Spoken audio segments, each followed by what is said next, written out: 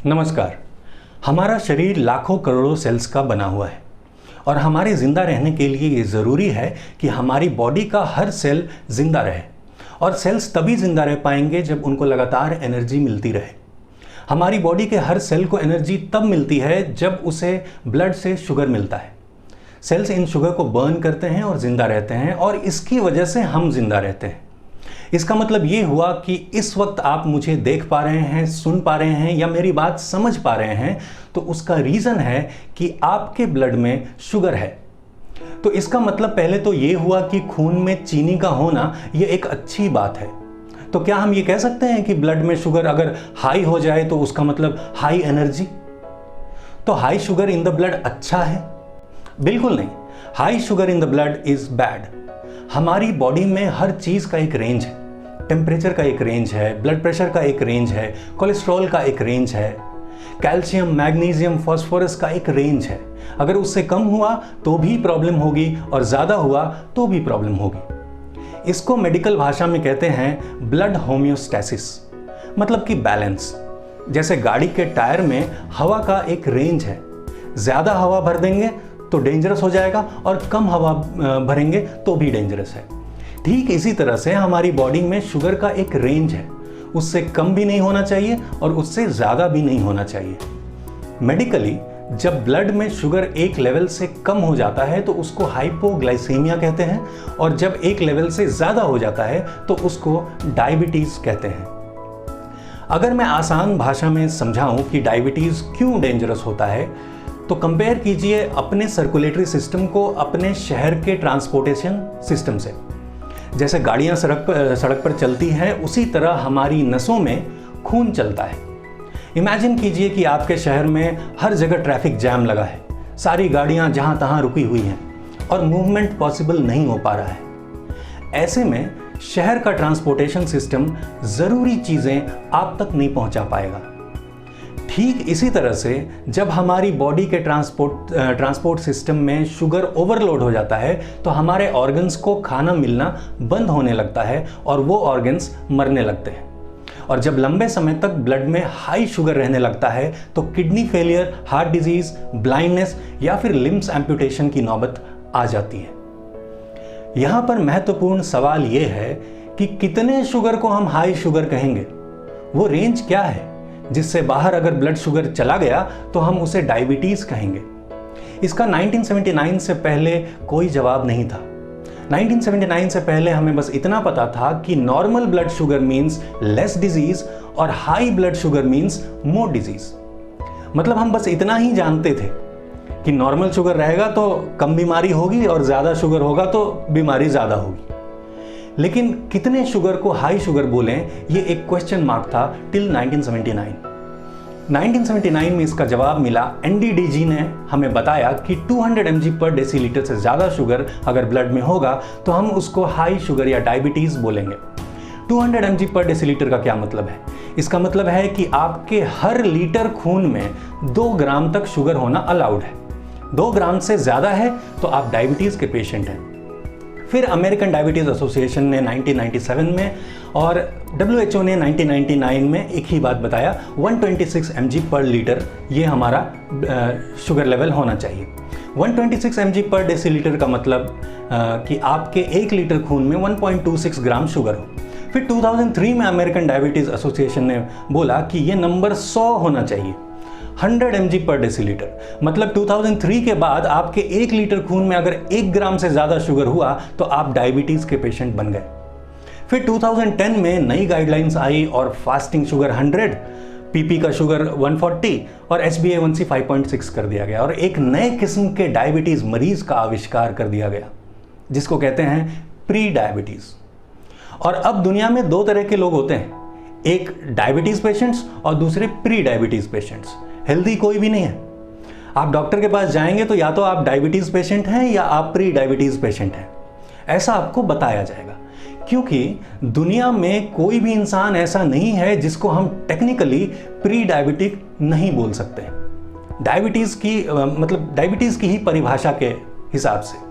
तो ये जो नंबर्स कम होते जा रहे हैं, पहले 200 फिर 126 फिर 100, ये ठीक ऐसा ही है कि कोई आपके साथ फुटबॉल मैच खेल रहा है और वो थोड़े थोड़े टाइम पे अपना गोल पोस्ट को छोटा करता जा रहा है। एक टाइम आएगा कि गोल पोस्ट इतना छोटा हो जाएगा कि वो फुटबॉल से भी छोटा हो जाएगा।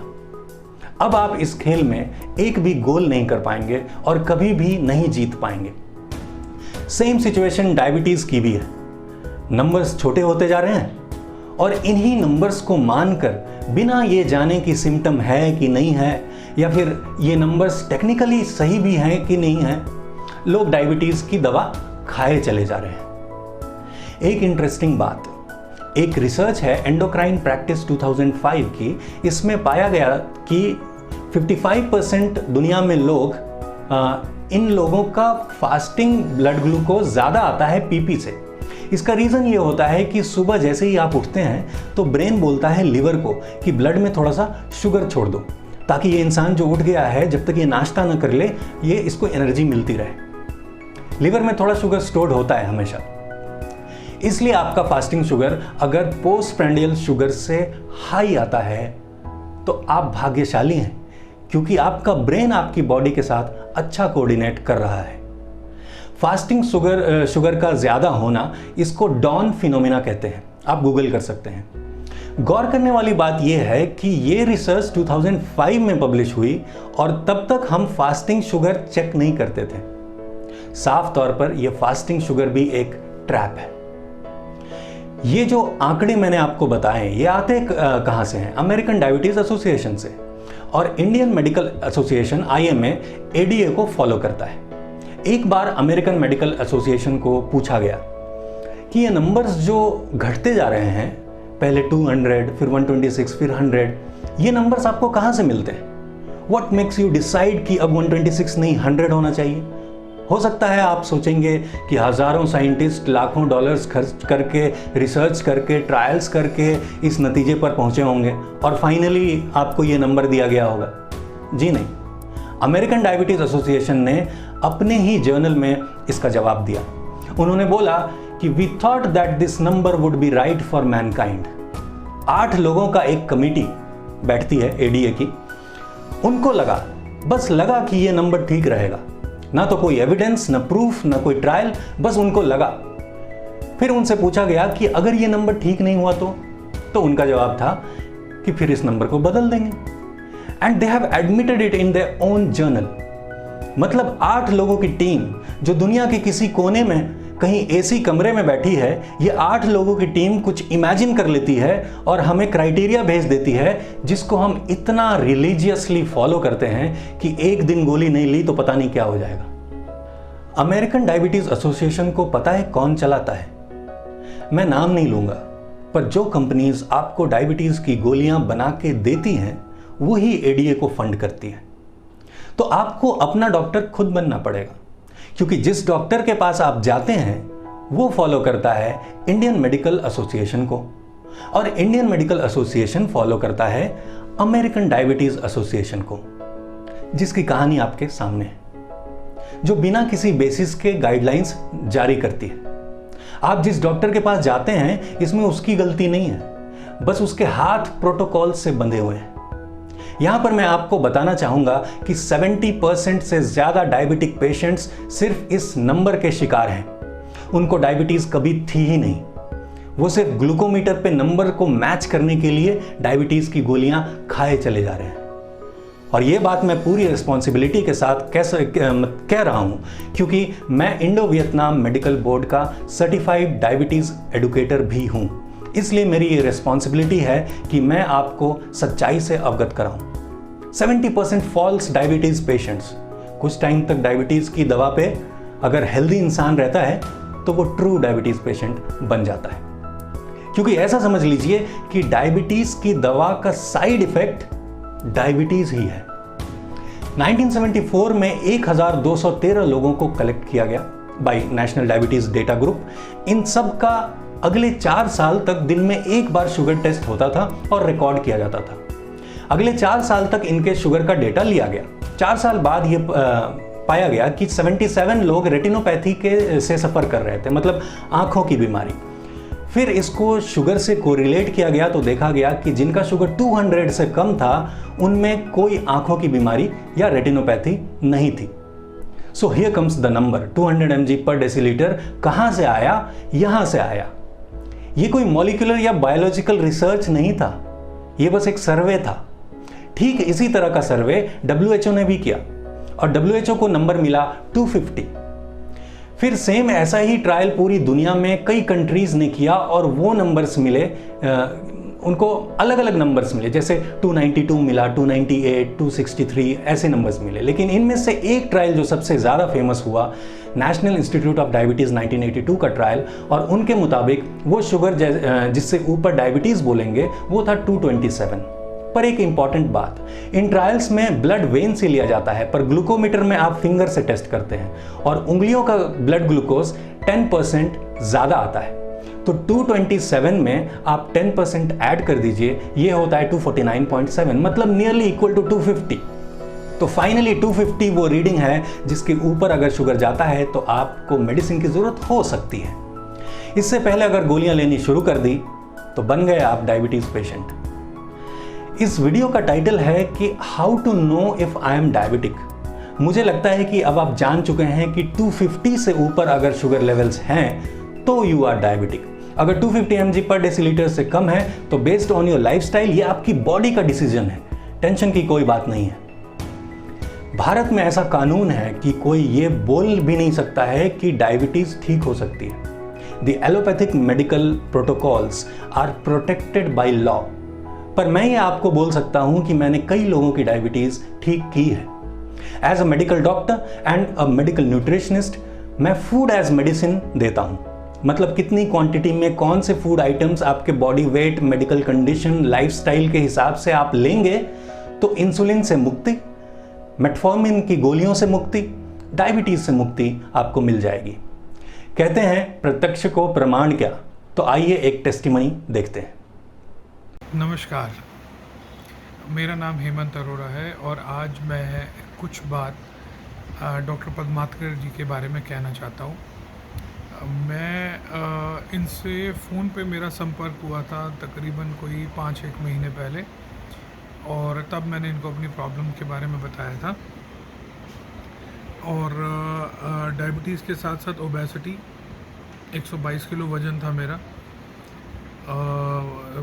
बहुत ही बेहतरीन तरीके से इन्होंने फ़ोन पे जो पहली बार बात हुई थी मेरी, उसके अंदर इतना पॉजिटिविटी थी, इतने कॉन्फिडेंस के साथ इन्होंने मेरे को बोला कि ये तो बहुत आसान से चला जाएगा वेट। और मैं वज़न घटाने के लिए कई सालों से ना जाने कहाँ कहाँ पे धक्के खा लिए, कुछ कभी हुआ नहीं। स्टंट मुझे डला हुआ था एक 3 साल पहले, और ये सारी बात मैंने उनको बताई। और हालत ऐसी थी, जब से स्टंट डला था, ओबेसिटी की ये अपना गैस की एक गोली मुझे लेनी ही पड़ती थी रोज़। अगर मैं किसी दिन गलती से वो पत्ता मेरा ख़त्म हो गया, वो टैबलेट मेरी ख़त्म हो गई, तो शाम को मेरी हालत बहुत ही भयंकर दयनीय स्थिति हो जाती थी। इतना ज़्यादा वो एसिडिटी बनता था।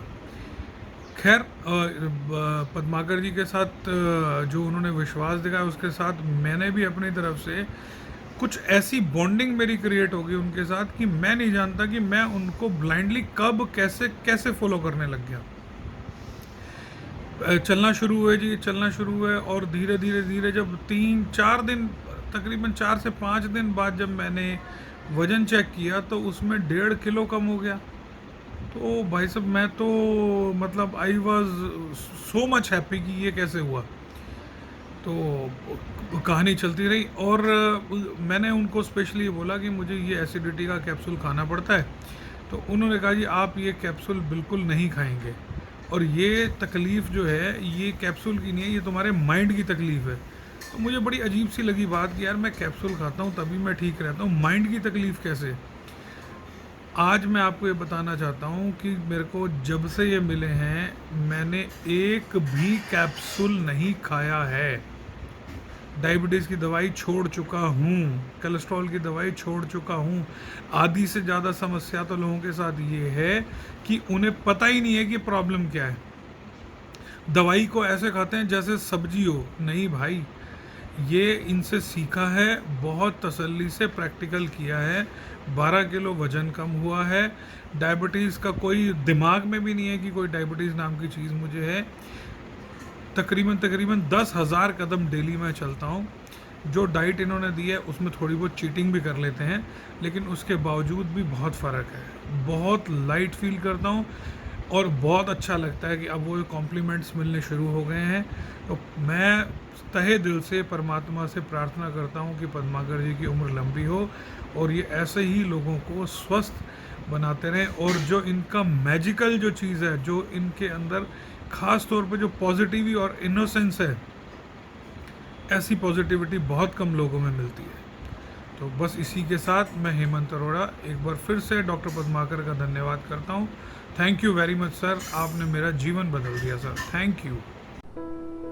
तो उम्मीद है आज की बात आपको समझ में आई। आप चाहें तो मैं आपका पर्सनल डॉक्टर बन सकता हूं। डायबिटीज चाहे 2 साल पुरानी हो या 20 साल पुरानी, आप इससे साइंटिफिकली पूरी तरह बाहर निकल सकते हैं। सिर्फ फूड से या डाइट से आप डायबिटीज फ्री हो सकते हैं। अधिक जानकारी के लिए विजिट करिए www.padmakar.com। नमस्कार।